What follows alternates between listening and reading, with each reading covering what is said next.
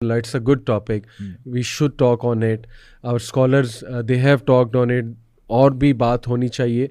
تو دین کو اگر میں آپ سے پوچھوں کہ ہاؤ ول یو آئیڈینٹیفائی کہ دین یہ چیزیں ہیں کہ دین جب میں دیندار ہو جاؤں, لیٹ سے آپ کو میں کہوں کہ اب آپ آج سے آپ دیندار ہیں, what should you be doing, کیا رسپانسبلٹیز ہونی چاہیے آپ کی بطور دیندار, اور دین کے انڈر کیا کیا چیزیں جو ہے وہ آپ دیکھتے ہیں ہمارے دین میں؟ الحمدللہ جی, اگر ہم واقعی دین کو پڑھیں یا سمجھیں تو ہمیں سمجھ میں یہ آتی ہے کہ دین would be translated as the complete way of life. Right. It's not merely set of rituals جو جیسے آپ نے بتایا. تو اس کا مطلب یہ ہے کہ جب ہمارے نبی نے فرمایا نا علیہ السلام کہ میں تمہیں اس راستے پر چھوڑ کر جا رہا ہوں جس کی راتیں دن کی طرح روشن ہیں, یعنی اس میں کوئی کنفیوژن نہیں ہے. اور پھر یہ بھی فرمایا کہ ترکت فیکم ثقلین, یعنی دو بھاری چیزیں میں تمہاری طرف چھوڑ کے جا رہا ہوں. اور وہ کیا دو چیزیں ہیں؟ کتاب اللہ و سنتی. اور جب تک تم ان دو چیزوں کو تھامے رکھو گے کبھی بھی گمراہ نہیں ہوگے, بھٹکو گے نہیں. یعنی پتہ یہ چلا کہ کوئی بھی ایسی چیز یا کوئی ایسا ایشو نہیں ہے جس کے بارے میں ہمارا دین ہماری رہنمائی نہیں کرتا. ہاں, وہ ہماری اگنورنس ہو, جہالت ہو, that is something separate.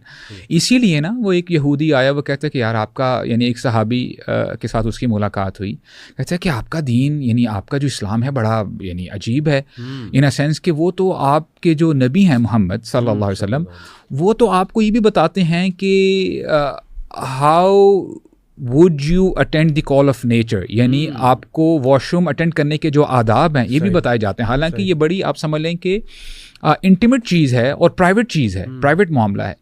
تو اس کو اب دیکھیں نا کہ انہوں نے خود جو ہے ٹیسٹیفائی کیا, ان جو ہے جیو نے, ان یہودی نے. تو میں سمجھتا ہوں کہ ہمارے لیے فخر کی بات ہے کہ الحمدللہ ہمارا دین ہمیں ہر جو ہے ڈومین میں ہمیں الحمدللہ گائیڈ کرتا ہے. تو ایسا کیسے ہو سکتا ہے کہ جب ہمیں وہ چیزوں کے بارے میں بتایا جاتا ہے تو اقامت دین کے بارے میں نہیں بتایا جائے گا؟ تو وی ہیو ٹو انڈرسٹینڈ کہ الحمدللہ جب آپ دین کو پڑھتے ہیں, دین کو سمجھتے ہیں, تو آپ کو سمجھ میں آتی, جیسے آپ نے کہا ادخلوا فی السلم کافہ, the moment you wake up in the morning, اور جب آپ رات تک یعنی جب رات کو آپ سوتے ہیں, جو بھی آپ معاملات کر رہے ہوتے ہیں الحمدللہ that is part of your دین. آپ باہر جاتے ہیں, آپ اپنے بچوں کے لیے لیٹ سے کمائی کر رہے ہیں, اگر آپ کا یہ مائنڈ سیٹ ہے کہ جی میں نے حلال کمائی کرنی ہے اور میں نے کسی کو چیٹ نہیں کرنا, فراڈ نہیں کرنا, تو الحمدللہ وہ جو آپ کا 9 to 5 ہے that will be considered as as an عبادہ, as an act of worship. تو اسی لیے اللہ تعالیٰ نے فرمایا نا وما خلقت الجن والانس الا لیعبدون, یعنی ہر شے کو آپ عبادت میں کنورٹ کر سکتے ہیں. You have to have that mindset کہ جی میرا ایک رب ہے, میں نے کوئی ایسا کام نہیں کرنا جس سے میرا رب مجھ سے ناراض ہو, اور میں نے اپنے نبی کی اطاعت کرنی ہے. So this is what we have to understand. Excellent, excellent. میں تھوڑا اگر آپ کے سامنے ڈومینز رکھوں, ایک تو ماشاء اللہ بڑا کلیئر ہو گیا, آپ نے بھی بڑا اچھا بیان کیا کہ دین ایکچولی ہے کیا.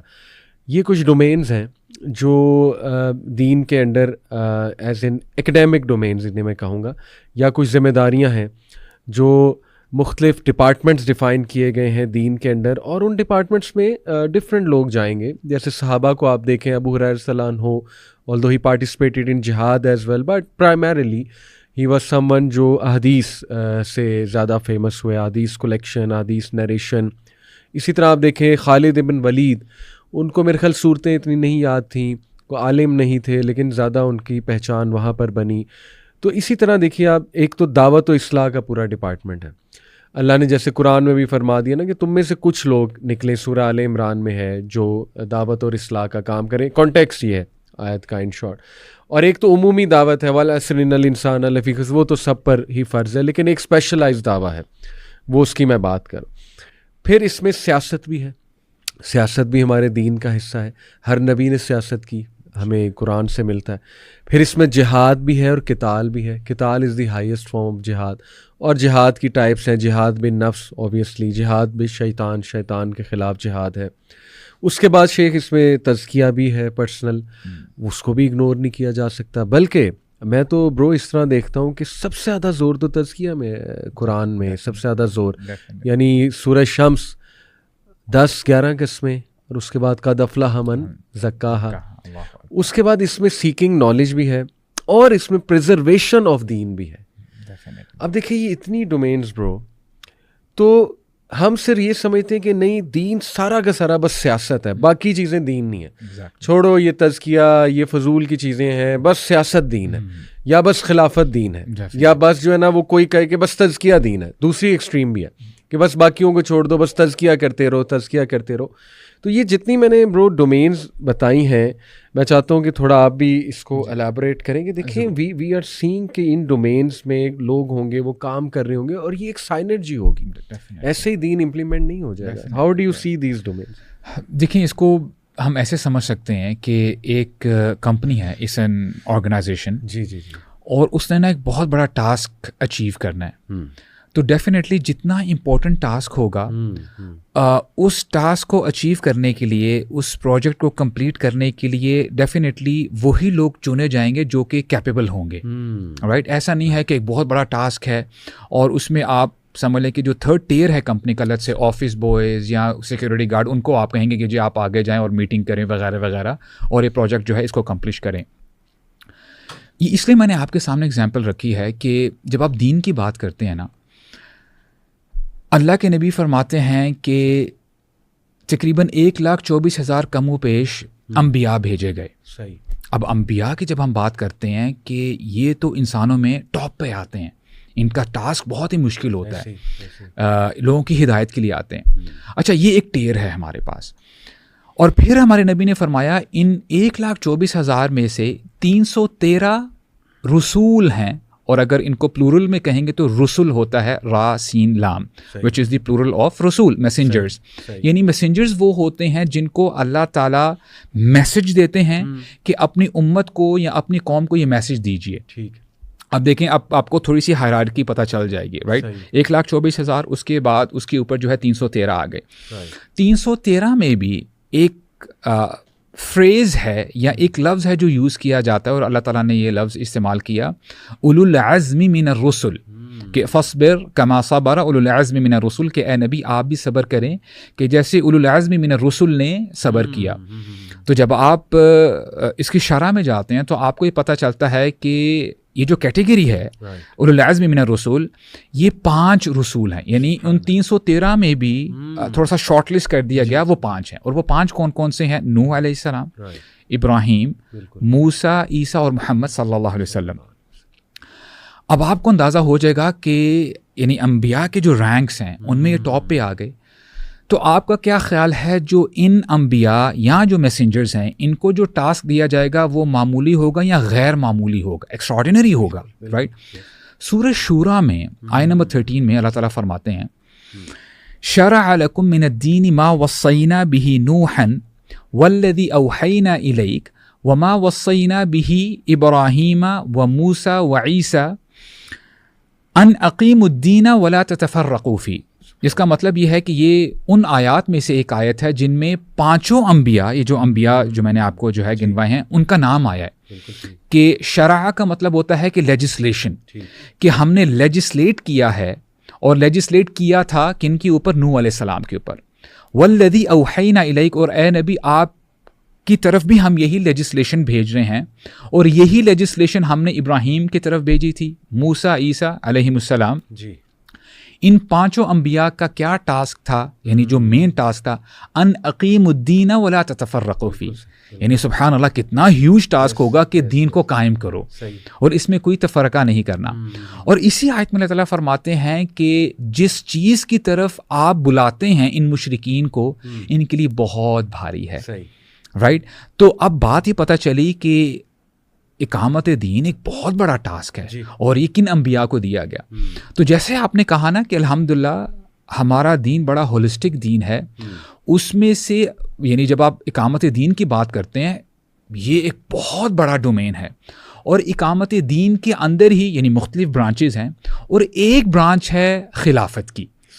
خلافت کی برانچ ہے. اور جیسے آپ نے ابھی جو ہے وہ ایک حدیث کی طرف اشارہ کیا کہ اللہ کے نبی نے فرمایا صلی اللہ علیہ وسلم بنو اسرائیل کے بارے میں, دی حدیث گوز لائک دس, کانت بنو اسرائیل تسوسہم الانبیاء, کہ بنو اسرائیل جو قوم تھی ان پر انبیاء سیاست کیا کرتے تھے. اچھا بائی دا وے جب ہم یہ لفظ اردو میں بولتے ہیں نا سیاست, تو ہو سکتا ہے کہ اس کی اردو میں نیگیٹو کونوٹیشن ہو کہ یار وہ بندہ سیاست کر رہا ہے. ہاں یعنی البتہ سیاست یہ عربی کا لفظ ہے, اور سیاسہ کا مطلب یہ ہے کہ معاملات کو چلانا. اور پھر اللہ کے نبی نے فرمایا کہ جب بھی کوئی نبی فوت ہوتا یا چلا جاتا تو اس کے بعد اللہ تعالیٰ دوبارہ ایک اور نبی بھیج دیتے سیاست کرنے کے لیے, معاملات کو چلانے کے لیے. اور کبھی کبھار تو ایسا بھی ہوا کہ ایٹ اے ٹائم ایک سے زیادہ نبی موجود ہوتے, یعنی موسیٰ علیہ السلام کے ساتھ ہارون ہیں, عیسیٰ علیہ السلام کے ساتھ زکریا اور یحییٰ جو ہے علیہ السلام. تو بات سمجھ میں یہ آتی ہے کہ معاملات کو چلانا اس کو آپ سیاست کہتے ہیں. اور اس سے یہ بھی ہمیں پتہ چلا کہ موسیٰ علیہ السلام یہاں پہ ایک جو ہے میں چاہتا ہوں کہ جو ویورز ہیں یہ کنفیوژن بھی ذرا دور ہو جائے. موسیٰ علیہ السلام پر جو لوگ ایمان لے کے آئے ان کو ہم بنو اسرائیل کہتے ہیں. صحیح. اور وہ لوگ مسلمان ہی رہے جنہوں نے موسیٰ علیہ السلام پر جو ہے ایمان لے کے آئے. اور جب عیسیٰ علیہ السلام آئے, اور یہ جو ٹینور ہے تقریباً 1500 سال کا ہے, جب اللہ تعالیٰ نے عیسیٰ علیہ السلام کو مبعوث فرمایا اور یہ لوگ انہوں نے عیسیٰ علیہ السلام کی قول کو نہیں مانا, ان پر ایمان نہیں لے کے آئے, تو یہ بات آپ جان لیں پھر یہ بنو اسرائیل نہیں کہلائے جائیں گے, یہ دائرہ اسلام سے خارج ہو جاتے ہیں, کیونکہ انہوں نے نبی کی جو ہے قول پر لبیک نہیں کہا. اینڈ سملرلی کہ عیسیٰ علیہ السلام پر جو لوگ ایمان لے کے آئے اور 600 سال کے بعد جب رسول اللہ صلی اللہ علیہ وسلم ان کو نبوت ملی, اور یہی لوگ جب رسول اللہ کی دعوت پر انہوں نے جو ہے لبیک نہیں کہا, تو یہ بھی جو ہے آپ سمجھ لیں کہ مسلمان کی کیٹیگری سے باہر ہو جاتے ہیں. تو پتہ یہ چلا کہ 1500 سال کا جو ایرا ہے موسیٰ علیہ السلام سے لے کے عیسیٰ علیہ السلام تک, یعنی پے در پے یعنی کنٹینیوسلی انبیاء آتے رہے اور انہوں نے کیا کی, سیاست کی. اچھا یہ بات بھی آپ جان لیں برو کہ اقامت دین کے بارے میں کچھ سالوں سے بہت زیادہ جو ہے نا بات کی جا رہی ہے, خلافت اور اقامت دین. اصل میں کنفیوژن اس لیے ہے, ہم جانتے ہیں کہ تھرو آؤٹ ہسٹری جب ہم رسول اللہ صلی اللہ علیہ وسلم سے بات شروع کریں اور 1924 تک آ جائیں, یعنی رسول اللہ کے بعد خلفائے راشدین آئے, اور اس کے بعد جو ہے بنو امیہ تھے, ٹھیک ہے, امیہ ڈائنیسٹی تھی, پھر بنو عباس آئے, اور پھر خلافت عثمانی وغیرہ وغیرہ, اور یہ سلسلہ چلتا رہا 1924 تک. Until 1924 we had a caliphate, ایک خلیفہ تھے, اور 1924 میں جو ہے آپ کو پتہ کہ خلافت ختم ہو گئی. اچھا اسے ہوا کیا کہ امت مسلمہ میں کچھ ایسے لوگ تھے جو افیکٹ ہوئے. اس میں سے کون ہیں, ایک تو جب ہم میپ پہ دیکھتے ہیں ایشیا مائنر, اور کچھ عرب سٹیٹس ہیں جن کو ہٹ لگی, جو افیکٹ ہوئے. انہوں نے کہا کہ یہ کیا ہمارے ساتھ ہو گیا.